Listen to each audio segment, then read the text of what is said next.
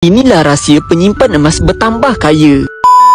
Semakin lama semakin kaya. Dulu kerja bertahun-tahun tapi simpanan pun tak ada. Jangan kata tuan-puan, saya pun sama. Simpanan paling asas sebanyak 3 bulan gaji pun tak ada sebelum ni. Tapi sejak mula kenal emas, jumlah simpanan makin lama makin bertambah. Sekejap je dapat cukupkan simpanan kecemasan 3 bulan gaji. Bahkan ada yang mampu simpan cukup 6 bulan gaji sejak mula menyimpan emas. Siapa beli emas, maksudnya dia simpan duit, bukan habiskan duit. Duit tu kita tukarkan kepada bentuk yang lebih selamat, iaitu emas. Naluri kita pada emas sentiasa rasa nak simpan, nak kumpul lebih banyak dan tak nak dibelanjakan. Bila simpan emas, tak akan terlintas dalam fikiran kita untuk berbelanja dengan emas. Bila dah ada emas, kita mula rasa ketagih nak simpan lebih banyak. Emas tu sangat cantik, lagi dipandang lagi kuat keinginan kita untuk beli lebih banyak. Bagi yang baru nak mula simpan emas, saya boleh cadangkan mula dengan tabiat menyimpan 1 gram untuk 1 bulan